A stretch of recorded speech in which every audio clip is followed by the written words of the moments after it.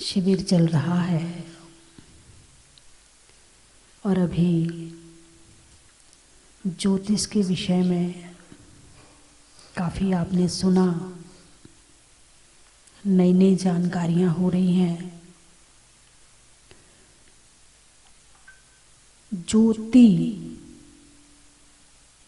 ज्योतिष सा को हमारे यहाँ विसर्ग भी मानते हैं, है ना। सा को यदि कभी सा लिखना हो, हलंत या विसर्ग, दो बिंदी को विसर्ग बोलते हैं, है ना। तो कई बार व्याकरण में आपने देखा होगा कि विसर्ग का सा बन जाता है। जब उसे हम उसका कन्वर्ट करते हैं उसे, तो विसर्ग का सा बन जाता है। तो ज्योतिष, ज्योति, और ज्योति का मतलब क्या होता है? प्रकाश। प्रकाश क्या काम करता है? यदि प्रकाश हो तो सभी पदार्थ चराचर नजर आते हैं, और प्रकाश ना हो तो पदार्थ नजर नहीं आते हैं। तो यह है ज्योतिष। क्या है ये? ज्योतिष क्या है? ज्योति है, प्रकाश है। किस चीज का प्रकाश है? तुम्हारे भूत और भविष्य का प्रकाश है। किसका प्रकाश है? भूत और भविष्य का प्रकाश है। तो ज्योतिष क्या काम करता है? ज्योतिष का काम केवल बताने का है, ये अच्छा है, ये बुरा है, ये गलत है, ये सही है। बाकी पुरुषार्थ तुम्हारा है। तुम्हें शुभ समय में क्या करना है, अशुभ समय में क्या करना है। अब जैसे सुर विज्ञान ले लो। सुर विज्ञान में, सुर विज्ञान या स्वर विज्ञान, जो अपने नाक से दो सांस आती जाती हैं, जिसे ज्ञान नहीं है उसके लिए तो केवल आने जाने वाली एक दो छेद हैं ये। लेकिन जिसे स्वर विज्ञान है उसके लिए ये बहुत बड़ा ज्ञान है, और इस ज्ञान से बड़े बड़े काम सिद्ध कर सकते हैं। केवल ये दो छेदों में आने जाने वाली हवा नहीं है, ये बहुत बड़ा हमारे लिए विज्ञान है। तो एक होता है चंद्र स्वर और एक होता है सूर्य स्वर। चंद्र स्वर होता है ठंडा, जो बाएं तरफ से आता है, और सूर्य स्वर होता है गर्म, जो दाएं तरफ से आता है ना। लेकिन जब ये स्वर ये बदलते रहते हैं 24 घंटे में, आपको पता नहीं चलता है। आप अपने काम में, बातों में, अपने काम में लगे रहते हैं, ये दिन में बदलते रहते हैं। कभी चंद्र स्वर चलता है, कभी सूर्य स्वर चलता है। तो जब ये चंद्र स्वर से सूर्य स्वर में जाता है या सूर्य स्वर से चंद्र स्वर में जाता है, उस समय बीच में एक और होता है। इसका नाम क्या है? सुषुम्ना। इसका क्या नाम है? सुषुम्ना। ठीक है। तो इसको शुभ काम के लिए अशुभ मानते हैं, सुषुम्ना को, कि सुषुम्ना को अशुभ, शुभ काम मत करना है ऐसे में। लेकिन यही सुषुम्ना ध्यान करने के लिए शुभ है, स्वाध्याय करने के लिए शुभ है, भक्ति करने के लिए शुभ है, यही सुषुम्ना। बस इसी तरह से ज्योतिष भी है। अब ज्योतिष में जैसे 9 ग्रह बताए हैं। कितने ग्रह बताए हैं? वैसे तो भगवान महावीर ने 88 ग्रह बताए हैं, और जो विज्ञान आगे खोज कर रहा है उसमें उसे और ग्रह मिलते जा रहे हैं, और जब तक 88 पूरे नहीं होंगे ये मिलते रहेंगे। क्योंकि भगवान महावीर ने अपने केवल ज्ञान में बताया है कि ग्रह 88 होते हैं, लेकिन 9 ग्रह के माध्यम से इस ज्योतिष को फलादेश में दिया गया है, 9 ग्रहों के माध्यम से, और आगे का फलादेश नहीं है। और इसमें एक इंसान की जिंदगी का पूरा हिस्सा आ जाता है 9 ग्रहों के अंदर में। अब ये 9 ग्रह होते हैं, जैसा अभी हमारे नाम क्या आपका, गजेंद्र जी ने बताया कि इसमें पाप ग्रह, अशुभ ग्रह और शुभ ग्रह। तो सूर्य, मंगल, राहु, केतु, शनि, ये पाप ग्रह हैं। अब पाप ग्रह का क्या मतलब होता है गजेंद्र जी? पाप ग्रह का क्या मतलब होता है? इनकी दोनों स्थिति होती है। इनकी दोनों दृष्टि होती हैं, शुभ भी होती हैं, अशुभ भी होती हैं। ये उच्च के भी होते हैं, ये नीच के भी होते हैं। नीच के होते हैं तो ये अशुभ होते हैं, उच्च के होते हैं तो ये शुभ होते हैं। अब राहु केतु को ले लो, कितना डरते हैं लोग राहु केतु शनि से। हमारी तो 7.5 चल रही है, हमारी तो 2.5 साल की ढैया चल रही है। कितना मतलब भयभीत होते हैं शनि से, जबकि कोई भी ग्रह बुरा नहीं है। मतलब उसकी दृष्टि कैसी है ये देखने वाली है। यदि उसकी दृष्टि सही चल रही है तो आपको राजगद्दी पे बिठा देंगे। राहु केतु शनि आपको राजगद्दी पे बिठा देंगे। और उनकी नीच के हैं तो जो बैठा हुआ है उस पर उतार देगा। ये इसके ऊपर निर्भर करता है। तो जो ग्रह हैं, ये ग्रह पाप ग्रह, अशुभ ग्रह और शुभ ग्रह। गुरु को शुभ में लिया है, शायद शुक्र को भी अशुभ में लिया है, शुभ में लिया, शुभ में लिया है, चंद्रमा को शुभ में लिया है। अब किसके कौन से ग्रह ज्यादा काम कर रहे हैं ये एक ज्योतिषी ही बता सकता, और इनका बड़ा प्रभाव है। एक व्यक्ति मान लो जैसे एक चोर की जन्मपत्री, एक राजा की जन्मपत्री, एक डाकू की जन्मपत्री, एक व्यापारी की जन्मपत्री, एक नौकरी करने वाले की जन्मपत्री और एक साधु की जन्मपत्री। यदि अच्छा ज्योतिषी है और उसके सामने सारी जन्मपत्री बता दो, दिखा दो उसको, सारी रख दो उसके सामने, जन्मपत्री से बता देगा कि ये जन्मपत्री वाला चोर है, ये जन्मपत्री वाला साधु है, ये जन्मपत्री वाला व्यापारी है, ये जन्मपत्री वाला नौकरी कर रहा है, ये जन्मपत्री वाला राजा है, ये सब बता देगा। अब ये सब कैसे संभव है? और ऐसा नहीं, बड़ा दम है ज्योतिष में। यदि कोई अच्छा जानकार हो तो ये भी बता देगा आज तुम भोजन क्या करके आए हो। मतलब इतनी गहराई है ज्योतिष के अंदर में, लेकिन उसमें उतरा कौन है और कितना वो प्रैक्टिकल कर रहा है ये बात अलग है।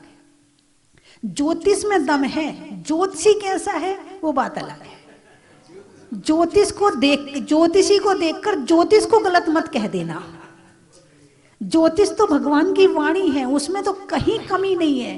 कितना ज्ञान हमने लिया है वो बात अलग है। तो जितनी जन्मपत्री उनके सामने रखी है उसने बता दिया। क्या बता दिया? ये चोर है, ये है।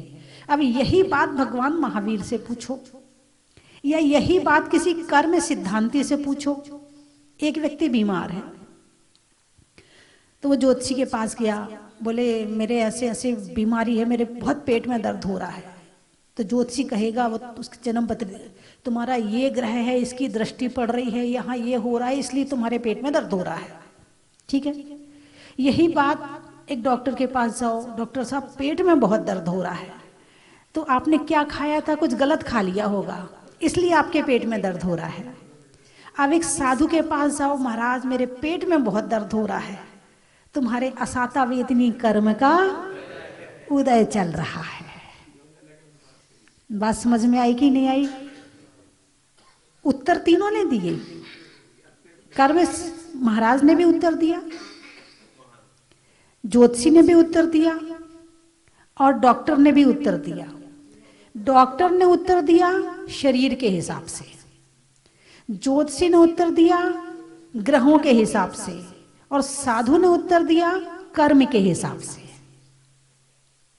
उत्तर तीनों से मिला है और तीनों की बात गलत नहीं है, तीनों की बात बिल्कुल सही है। अब तत्वार्थ सूत्र में दूसरे अध्याय का पहला सूत्र बोलिए। ठीक है, 5 भाव के नाम आ गए, औपशमिक, छायिक, क्षयोपशमिक, औदायिक और पारिणामिक, है ना। इसमें एक भाव है औदायिक भाव। ये औदायिक भाव का क्या मतलब होता है? कर्म के उदय में होने वाले भाव को औदायिक भाव कहते हैं। ठीक है। तो जो जन्मपत्री है वो औदायिक भाव है। जो जन्म पत्री है वो औदायिक भाव है कि पिछले जन्म में तो तुमने जैसे कर्म किए थे, ये तुम्हारे पिछले जन्म की जन्म पत्री है। अब वर्तमान में तुम पुरुषार्थ कैसा कर रहे हो वो बात अलग है।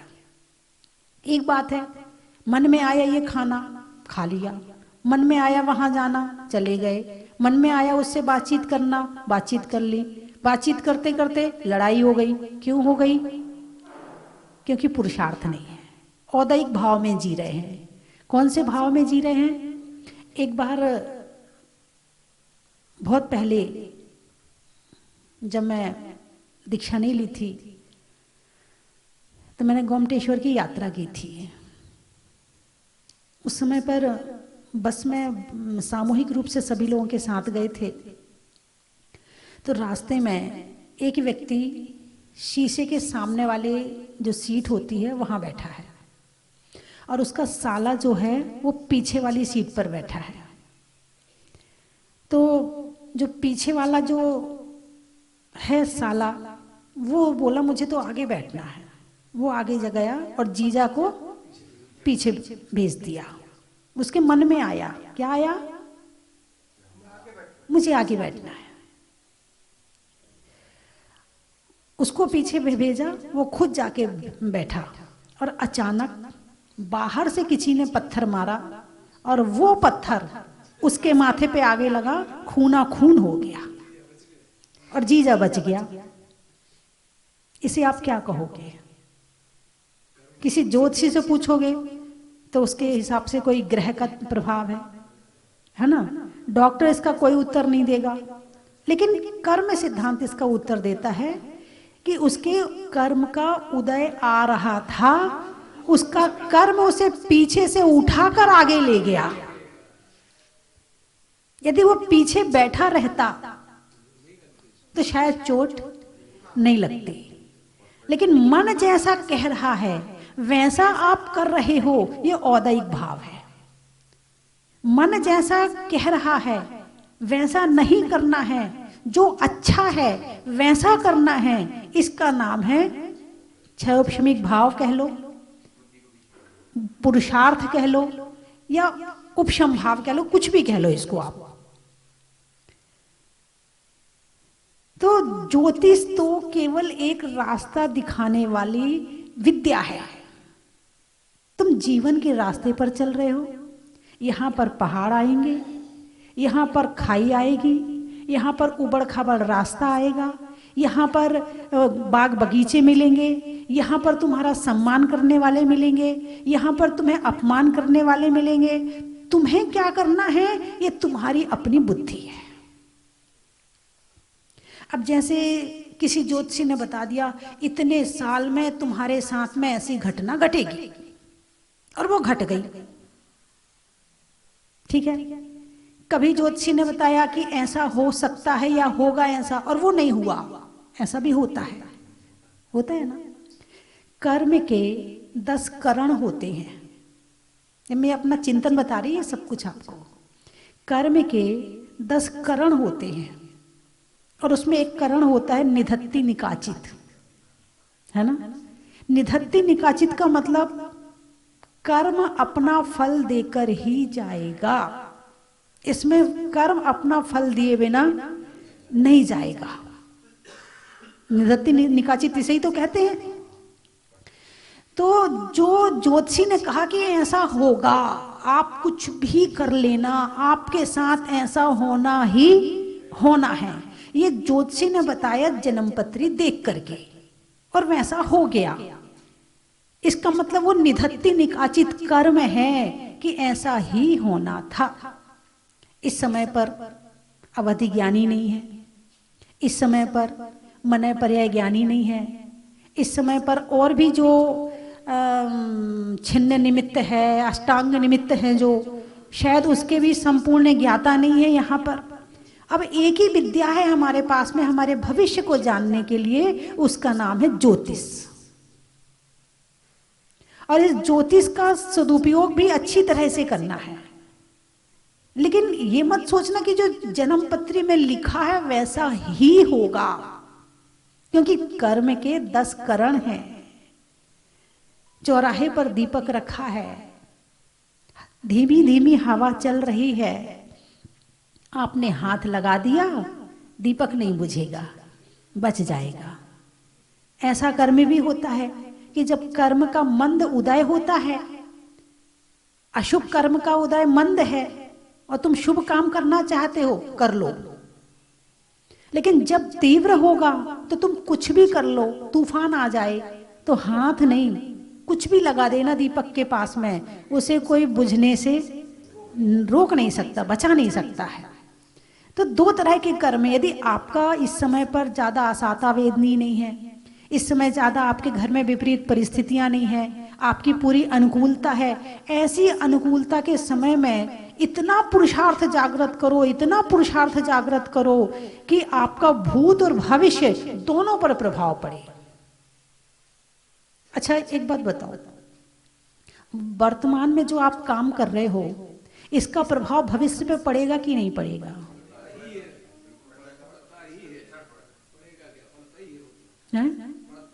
पड़ता ही है। चलिए बहुत अच्छी बात है।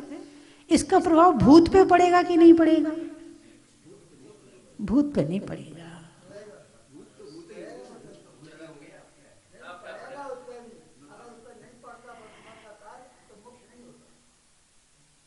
बड़ा देखो, इस जिंदगी को बड़े सोच समझ के जीने की आवश्यकता है, स्वाध्याय के साथ बड़े गहराई में जाने की आवश्यकता है। यदि हम वर्तमान में अच्छा काम करते हैं तो हमारे भूत पर भी प्रभाव पड़ता है और हमारे भविष्य पर भी प्रभाव पड़ता है। जिज्ञासा है, भूत पर प्रभाव कैसे पड़ेगा?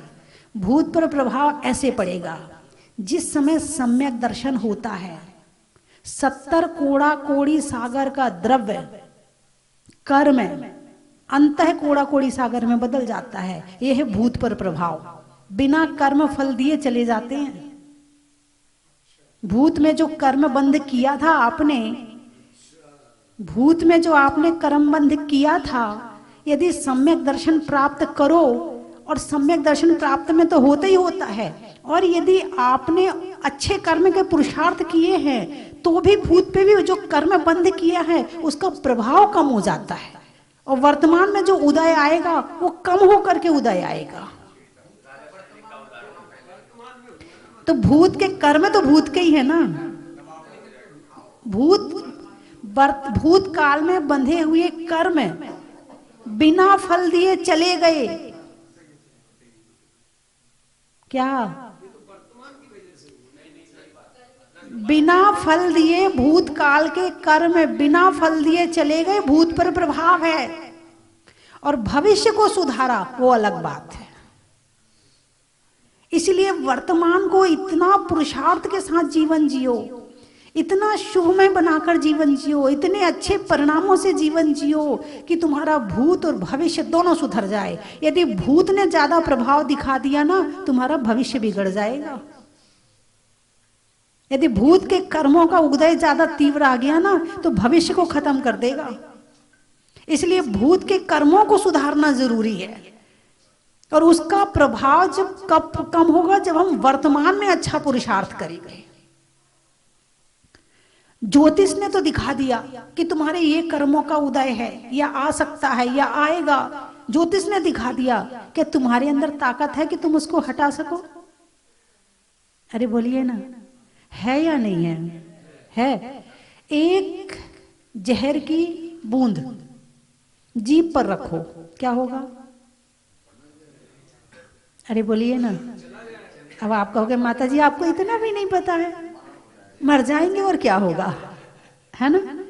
लेकिन उसी एक बूंद जहर को एक बाल्टी पानी में मिला दो, मरोगे नहीं। हल्का फुल्का कुछ चक्कर वक्कर आ जाएगा, कुछ पेट वेट खराब हो जाएगा, इतने में निकल जाएगा।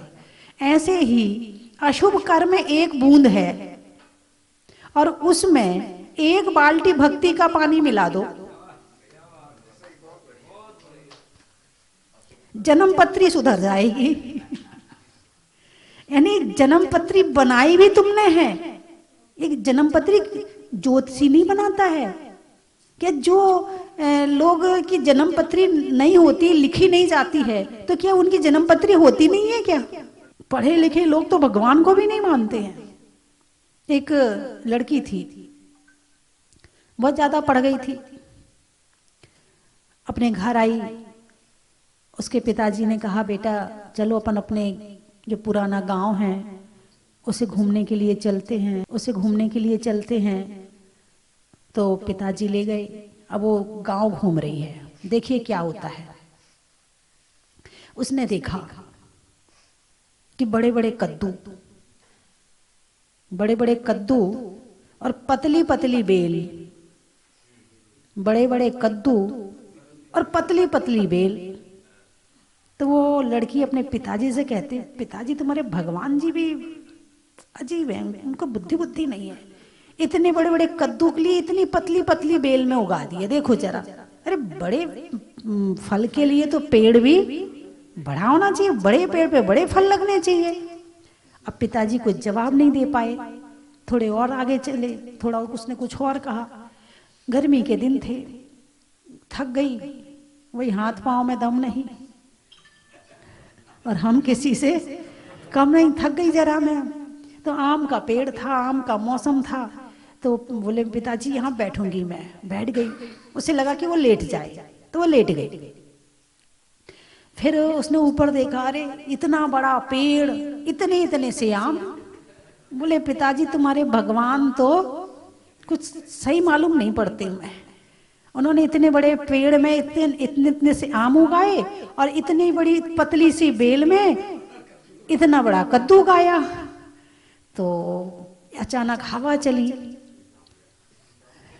समझ गए हैं? हवा चली और वो आम आके उसकी नाक पे गिरा। आप आगे भी समझ गए। वो एकदम उठ के बैठ गई, बोले ये क्या हुआ? उसके पिताजी हंसने लगे, बोले बेटा ये तुझे शिक्षा दी है ऊपर वाले ने। क्या शिक्षा दी है पिताजी? बोले अभी तेरी नाक पे आम गिरा है, अब सोच कद्दू गिरता तो क्या होता।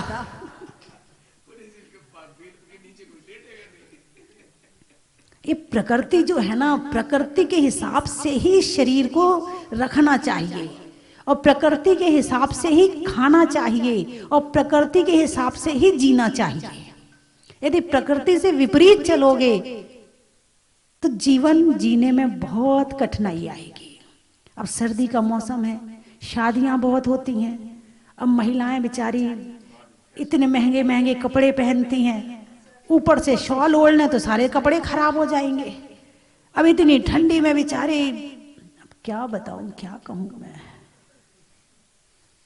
वो खुद समझ गई होंगी सारी बात। फिर आके चाहे बीमार हो जाएं, चाहे आके जुकाम हो जाए, 4 दिन दवाई खानी पड़े, 4 दिन बिस्तर पे पड़ना पड़े, बुखार आ जाए, कुछ हो जाए ना, लेकिन उस समय ये पूरी ठंड खा के आती हैं। जितनी चीज दिखाने वाली, इतनी ज्वेलरी पहनी है, इतने डायमंड सेट पहनी है, हाथ की चूड़ियां पहनी है, बाल उड़ा उड़ा के रखे हैं। अब सब चीज दिखानी भी तो पड़ती है ना, अब इतनी मेहनत से उन्होंने इकट्ठी करी है तो दिखानी भी पड़ती है।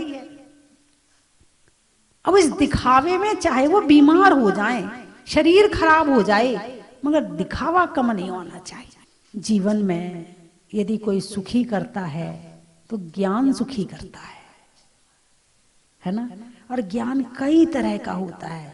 वैसे ज्ञान तो सारा ही सुख देता, चाहे किसी चीज का कर लो ज्ञान, सुख तो सारा देता, लेकिन वो नहीं कि वो चोर विद्या वाला ज्ञान आप कहो, वो नहीं कह रही हूँ, क्योंकि वो भी एक विद्या है। विद्याओं में 64-72 कलाओं में वो भी एक कला है, लेकिन वो अच्छी कला नहीं है। ऐसी कला सीखो कि आत्म उद्धार हो जाए, है ना। तो बाकी चर्चा कल करेंगे, क्योंकि ये विषय ऐसा है कि ग्रहों के प्रति सब लोग जागरूक हैं, ज्योतिष के प्रति सब लोग जागरूक हैं, ज्ञान हो या ना हो, लेकिन जानना सब चाहते हैं, है ना। तो चलिए मैं 3 चीजें बोलूंगी, आपको कहना है बड़ा ही महत्व है। मनुष्य में नाटों का, फूल में कांटों का, और खींचने में फोटो का। सावन में बारिश का, नहीं करने में साजिश का, और ज्ञान करने में ज्योतिष का। तलवार में म्यान का, जीवन में ध्यान का, और करने में ज्ञान का। देने में दान का, शादी में पान का, और आने वाले विद्वान का। द्रोणागिरी का, स्वर्ग में परी का, छोड़ने में हरि का, और आने वालों में द्रोणागिरी का। वृक्षों में बड़ का, बड़ की जड़ का, और आने वालों में नवागढ़ का। पूछने में हाल का, होने में निहाल का, और आने वालों में भोपाल का। करेली, अच्छा। गांव में तेली का,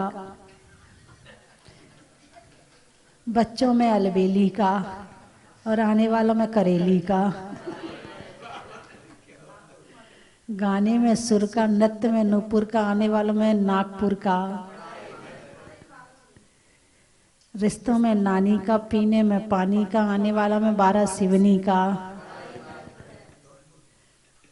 रिश्तों में ससुर का, देवों में असुर का, आने वालों में धौलपुर का।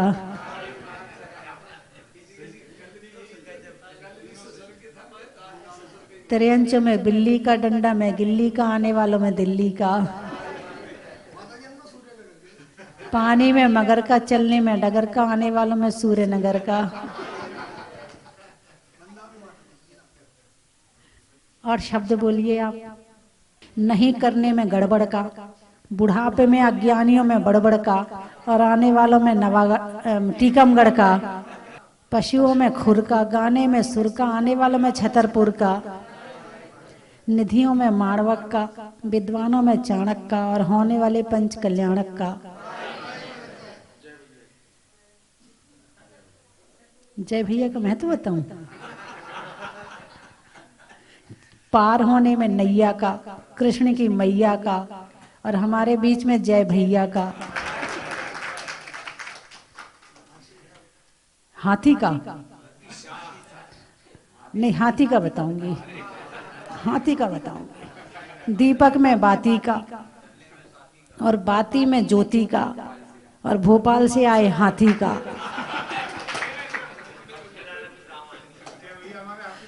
हो गया बस। एक गढ़ वाले बहुत हैं। हाँ, वृक्षों की जड़ का है, तीर्थों में नवागढ़ का, और आने वालों में शाहगढ़ का। मुरैना रह गया। पेड़ में तना का, गर्मी में पन्ना का, आने वालों में मुरैना का। बोलिए 24 भगवान की।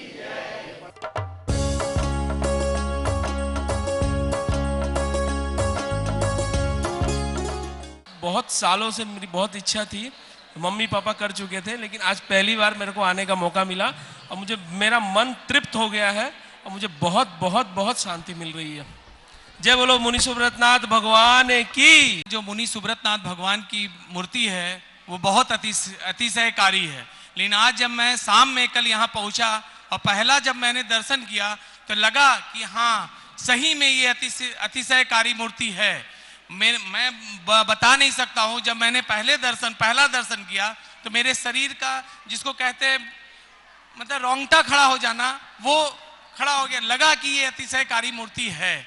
मैंने अपने लाइफ में कभी भी इतना अतिशयकारी मूर्ति नहीं देखा है। धन्यवाद। क्यों कि मुझे आज ये करने का मौका मिला। मैं सभी अपने पूरे परिवार की तरफ से नमन करता हूँ 108 बार। व्यवस्था, पूरी व्यवस्था, खान पीन की व्यवस्था, इसके बारे में तो मैं पहले भी बोल चुका हूँ, लेकिन आज मुझे एक बात अवश्य कहनी है कि लगभग 1 महीने पहले हम यहाँ आए थे और किन्हीं कारणोंवश बाबा का अभिषेक नहीं कर पाए, चले गए जल्दी। मन में भावना भागे गए थे बाबा शीघ्र बुलाना, और देखिए कितनी जल्दी इन बाबा ने बुलाया। 1 महीना भी नहीं हुआ होगा, बुला लिया, अभिषेक किया शांति धारा की। ये इनका अतिशय है, निश्चित रूप से इनका अतिशय है। जय बोलिए श्री मुनि सुब्रतनाथ भगवान की। हस्बैंड ने तो मतलब पहले किया हुआ है, लेकिन बेटे की मेरी इच्छा थी कि बेटे से कराऊं, तो घर से ही सोच के चली थी कि मैं बेटे से शांत धारा कराऊंगी, तो वो अवसर भगवान की कृपा से मिल गया और अच्छे से बेटे ने भी शांत धारा कर ली। हमने अभी अपने मंदिर में एक योजना चालू की है मंदिर से बस लगाने की। हम बाबा से यही विनती कर रहे हैं, बाबा हम पूरी बस को आपके चरणों में जल्दी से जल्दी लेके आए, ये हमारी इच्छा पूर्ण करिए बाबा, हमारी इच्छा पूर्ण। पूज्य मुनि श्री 108 मुनि सुब्रत नाथ भगवान के अभिषेक करने का यहाँ सौभाग्य प्राप्त हुआ एवं हमें यहाँ शांति धारा भी करने का सौभाग्य प्राप्त हुआ। नैला जैन समाज एवं छत्तीसगढ़ जैन समाज की ओर से मैं इस तीर्थ क्षेत्र पे नमोस्तु करता हूँ। बहुत ही सुंदर यहाँ पे हमें यह सौभाग्य प्राप्त हुआ।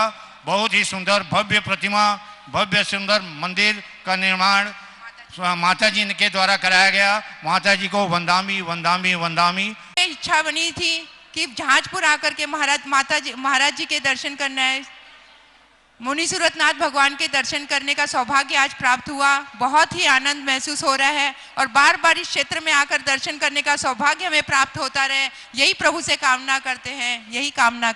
ने प्रतिमा तुम्हारी लो पावन हुई आज आत्म हमारी, वो नासा पे दृष्टि जग सारी सृष्टि, प्रभु आप जैसा दयालु कहाँ, बड़ी मुश्किलों से मिली है हमें आज आराधना, बड़ी मुश्किलों से मिली है हमें आज आराधना।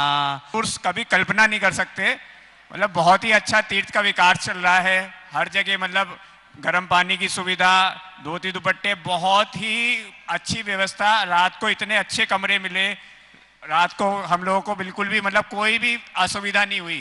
तो आप लोग जरूर जरूर जरूर यहाँ आके मुनि सूरतनाथ भगवान का अभिषेक दर्शन करें और अपने जीवन को सफल बनाएं। धन्यवाद।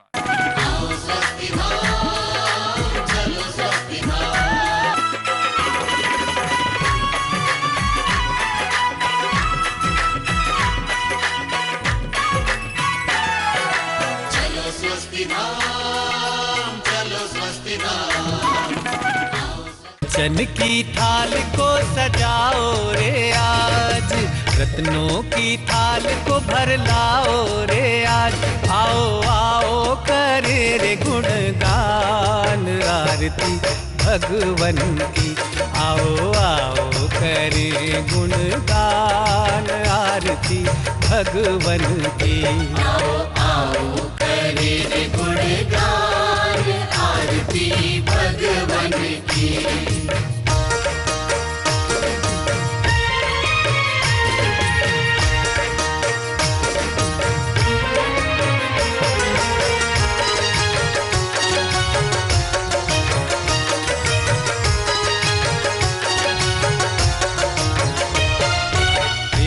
सुमित्र के राज दुलारे, माँ पद्मा जी के नैनों के तारे, पिता सुमित्र के राज दुलारे, माँ पद्मा जी के नैनों के तारे, राजगृही में जन्म लियो आप, राजगृही में जन्म लियो आप, आओ आओ मनाए खुशी आज आरती भगवन की, आओ आओ करें गुणगान आरती भगवन की, आओ आओ करें गुणगान आरती भगवन की।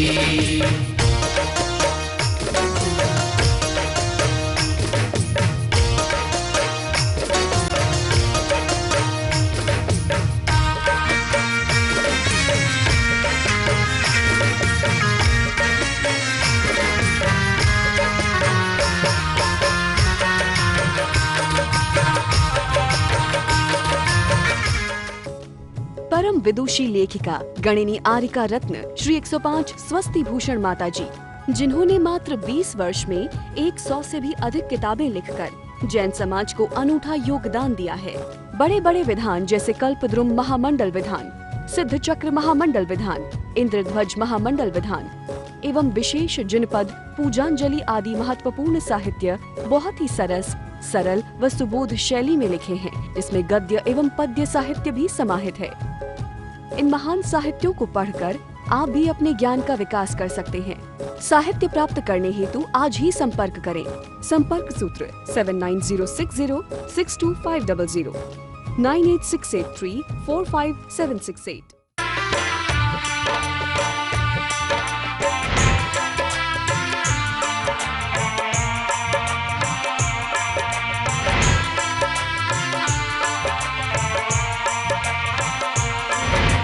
चलो रे चलो रे चलो चलो रे चलो रे चलो चलो जहाजपुर।